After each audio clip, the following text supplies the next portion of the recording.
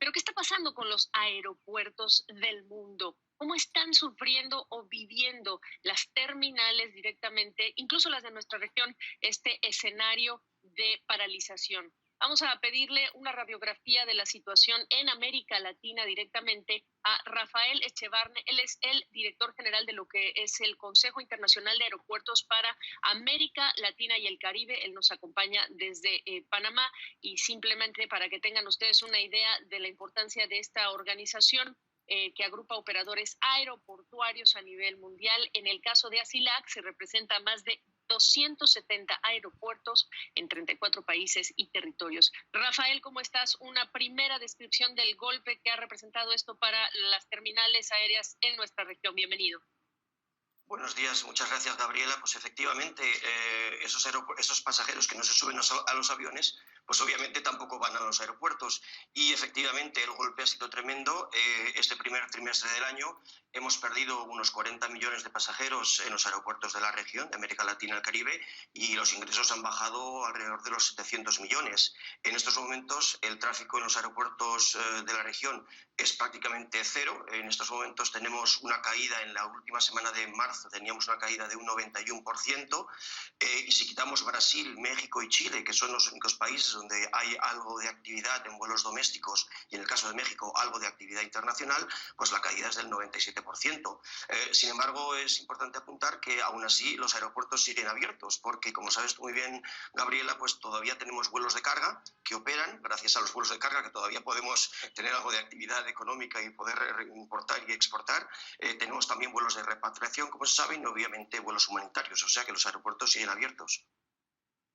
¿Qué significa, sin embargo, esta reducción, este desplome de lo que sería esa oferta en los empleos? Porque las terminales son un universo aparte, desde el personal de limpieza, el que maneja maletas, todos los puntos en donde hacemos inspección o migración, y al mismo tiempo todos los pequeños negocios, recordando a nuestra audiencia que en América Latina hablamos de terminales que son concesionadas, que son negocios privados. Efectivamente, Gabriela, pues en estos momentos se calcula que aproximadamente 430.000 personas trabajan en los aeropuertos de América Latina. Obviamente no son todos estos empleados directos de las empresas que tienen la concesión, sino que son personas que trabajan en el aeropuerto, que como muy bien dices tú, van desde los limpiadores a los personales de inmigración, aduanas y demás. Y obviamente pues es una gran preocupación.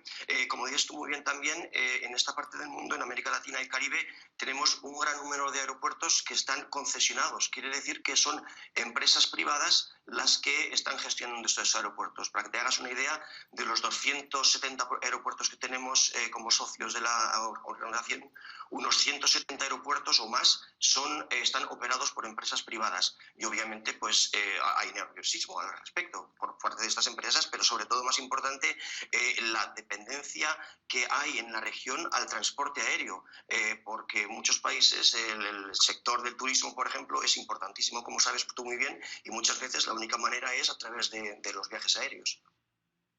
Por supuesto, y el sector turismo del que dependen tantos países de nuestra región. Oye, preguntarte, por cierto, si son privados, y vemos también dentro de los privados a las aerolíneas tocando la puerta de los gobiernos diciendo, por favor, busquen la manera de aliviarnos la carga, no están pidiendo rescates necesariamente.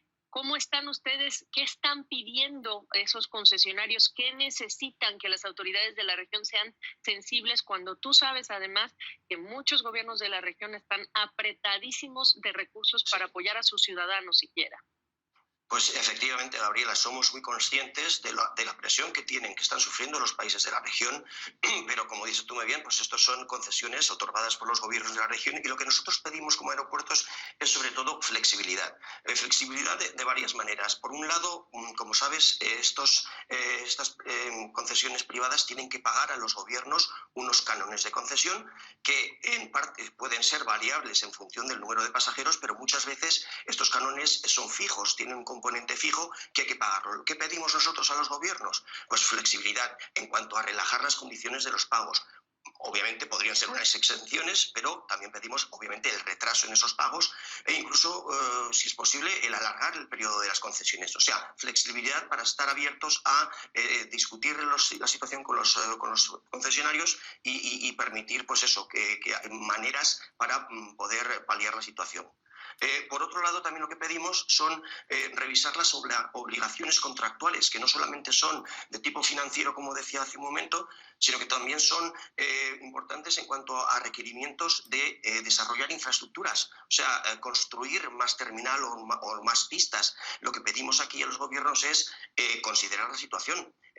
Probablemente sea posible el retrasar esas inversiones que, como sabes muy bien, en el caso de los aeropuertos siempre son multimillonarias. Y también otro aspecto que pedimos es alivio en cuanto a las necesidades de obligaciones de calidad de servicio. Pues el tiempo de procesamiento de los pasajeros, el distanciamiento entre ellos, esto es algo que obviamente está cambiando y va a cambiar y eso es necesario el revisarlo. Y por último, también lo que pedimos es el estar mucho más abiertos al uso de la tecnología. Creemos que ahora tenemos tecnologías que pueden hacer mucho más fácil el retomar las operaciones, el contactless, el facial recognition, todas esas cosas pueden venir muy bien. Y por último, quiero mencionar la coordinación y armonización con los estados y los distintos stakeholders.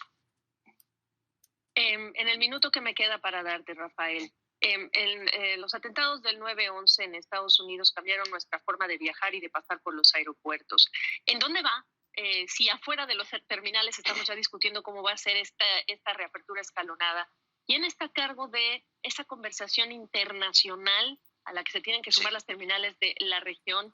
En el minuto que te queda, brevemente, por favor. Pues mira, muchas gracias, Gabriela. Es muy importante porque lo que queremos es precisamente evitar lo que pasó después del 11 de septiembre. Para eso es importantísima la coordinación y la armonización. Nosotros, como Organización de Aeropuertos, estamos ya trabajando con comités que están mirando a cómo poner en marcha el transporte aéreo, desde el hacer tests a los pasajeros hasta las medidas que tienen que asumir los trabajadores del aeropuerto. Pero tenemos que trabajar sobre todo con las autoridades sanitarias. Es muy importante el establecer esos protocolos y nosotros estamos listos para trabajar con ellos.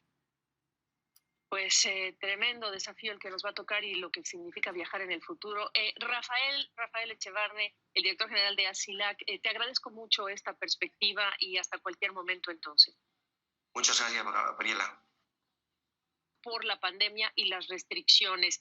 La aerolínea, por cierto, reportó su primera pérdida trimestral en 5 años. Y como saben, es uno de los sectores más golpeados por la pandemia. Los aviones están en tierra, no se gasta la turbocina, los viajes de negocios y turismo están totalmente paralizados. Pero ¿qué está pasando con los aeropuertos del mundo? ¿Cómo están sufriendo o viviendo las terminales directamente, incluso las de nuestra región, este escenario de paralización? Vamos a pedirle una radiografía de la situación en América Latina directamente a Rafael Echevarne. Él es el director general de lo que es el Consejo Internacional de Aeropuertos para América Latina y el Caribe. Él nos acompaña desde Panamá y simplemente para que tengan ustedes una idea de la importancia de esta organización, que agrupa operadores aeroportuarios a nivel mundial. En el caso de ASILAC se representa más de 270 aeropuertos en 34 países y territorios. Rafael, ¿cómo estás? Una primera descripción del golpe que ha representado esto para las terminales aéreas en nuestra región. Bienvenido. Buenos días, muchas gracias, Gabriela. Pues efectivamente, esos pasajeros que no se suben a los aviones, pues obviamente tampoco van a los aeropuertos. Y efectivamente el golpe ha sido tremendo. Este primer trimestre del año hemos perdido unos 40 millones de pasajeros en los aeropuertos de la región, de América Latina y el Caribe, y los ingresos han bajado alrededor de los 700 millones. En estos momentos el tráfico en los aeropuertos de la región es prácticamente cero. En estos momentos tenemos una caída, en la última semana de marzo teníamos una caída de un 91%, y si quitamos Brasil, México y Chile, que son los únicos países países donde hay algo de actividad en vuelos domésticos y en el caso de México algo de actividad internacional, pues la caída es del 97%. Sin embargo, es importante apuntar que aún así los aeropuertos siguen abiertos porque, como sabes tú muy bien, Gabriela, pues todavía tenemos vuelos de carga que operan, gracias a los vuelos de carga que todavía podemos tener algo de actividad económica y poder importar y exportar. Tenemos también vuelos de repatriación, como se sabe, y obviamente vuelos humanitarios, o sea que los aeropuertos siguen abiertos. ¿Qué significa, sin embargo, esta reducción, este desplome de lo que sería esa oferta en los empleos? Porque las terminales son un universo aparte, desde el personal de limpieza, el que maneja maletas, todos los puntos en donde hacemos inspección o migración y al mismo tiempo todos los pequeños negocios, recordando a nuestra audiencia que en América Latina hablamos de terminales que son concesionadas, que son negocios privados.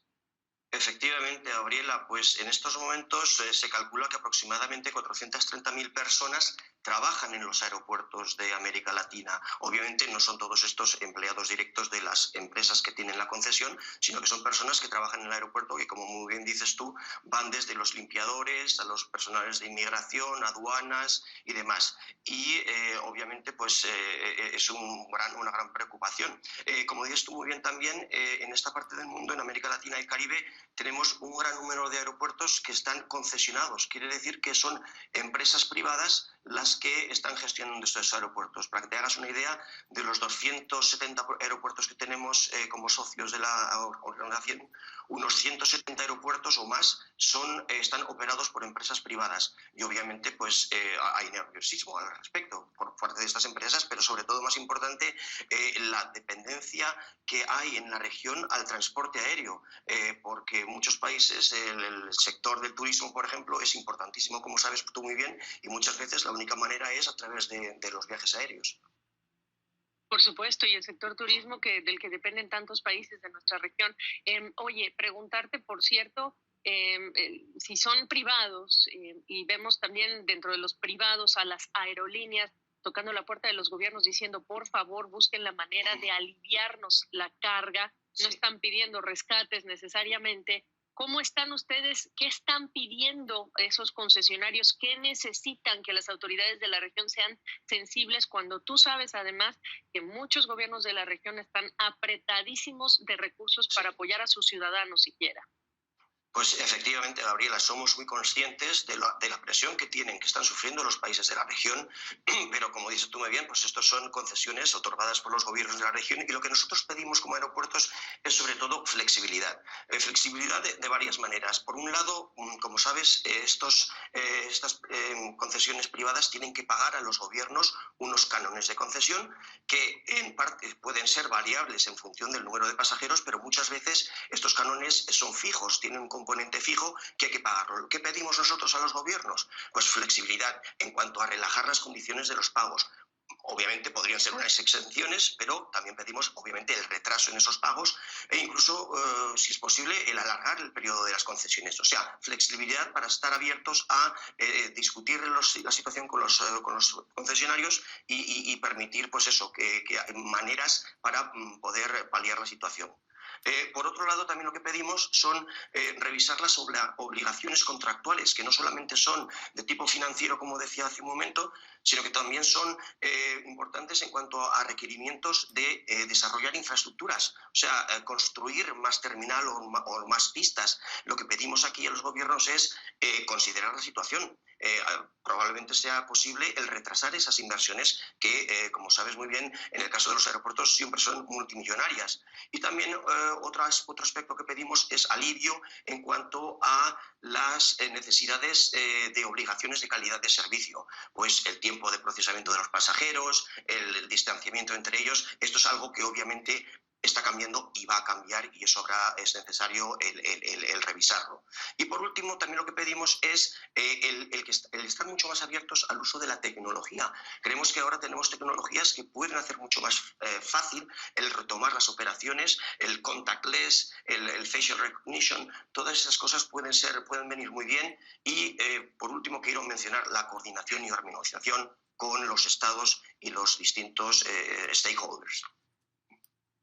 En el minuto que me queda para darte, Rafael, Los atentados del 9/11 en Estados Unidos cambiaron nuestra forma de viajar y de pasar por los aeropuertos.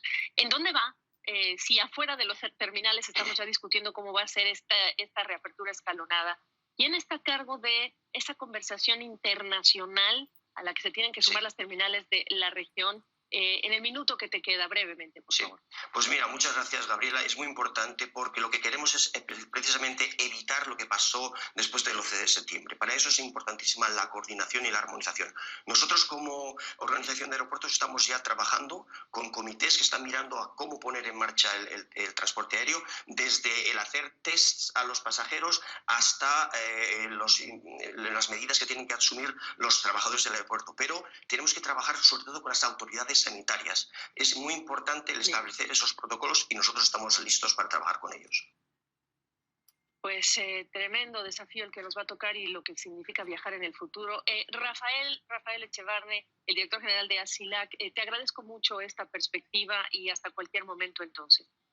Muchas gracias, Gabriela.